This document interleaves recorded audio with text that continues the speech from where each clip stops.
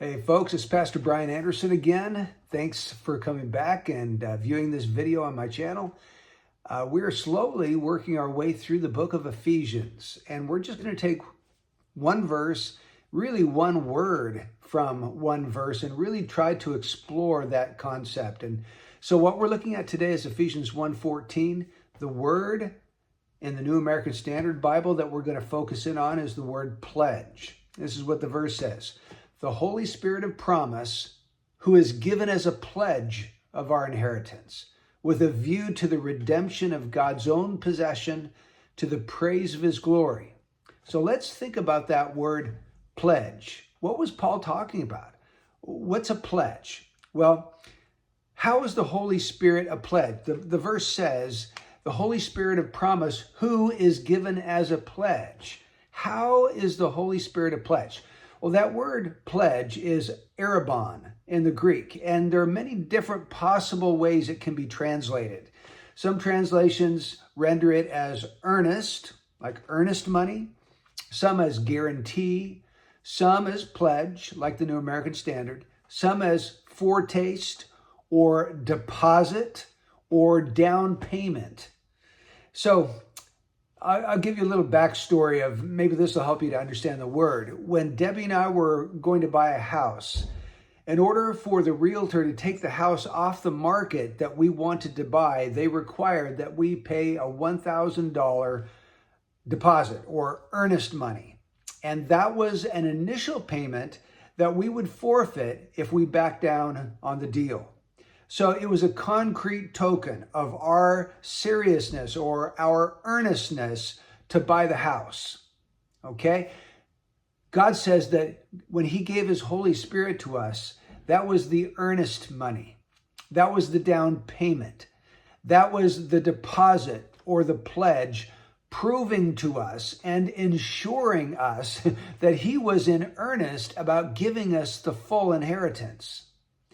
God wanted us to know. He wanted to make a promise. He wanted to give a down payment on what he was going to fully supply one day for us in glory.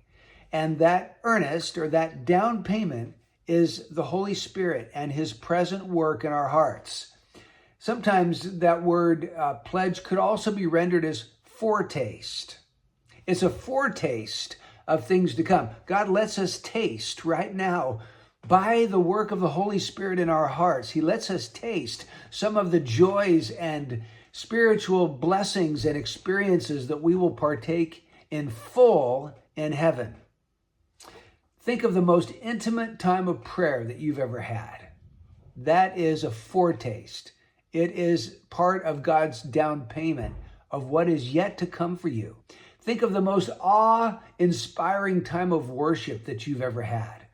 Or that time when the Holy Spirit was just illuminating his word and showing you the glories of Christ and his kingdom.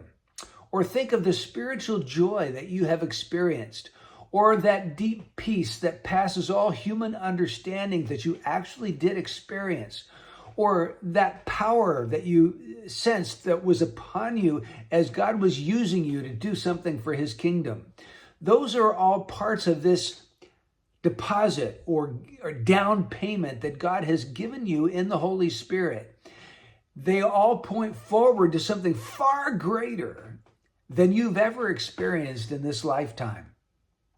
They are the spray from the river of life in heaven. So by the Holy Spirit, we know God now, but we will know him better later. By the Holy Spirit, we are holy now, but we will be perfectly holy later. By the Holy Spirit, we have fellowship with God now, but we will have greater fellowship with him later. So the work of the Holy Spirit is the down payment. God's going to come through with all the final payments because he's given us this earnest money of the Holy Spirit. Now, what is the Holy Spirit a pledge of? Well, the passage says our inheritance. Let's read it again. The Holy Spirit of promise is given as a pledge of our inheritance. And this is the inheritance we were predestined for. Remember verse 11. In him also we have obtained an inheritance, having been predestined according to his purpose. So God has predestined his chosen people, his elect, for an inheritance. And the Holy Spirit's ministry is to bring all of the elect to their promised inheritance unfailingly. So this inheritance refers to the glory of heaven. Remember 1 Peter 1:4? He says that we will obtain an inheritance which is imperishable, undefiled, will not fade away, reserved in heaven for you. It won't perish.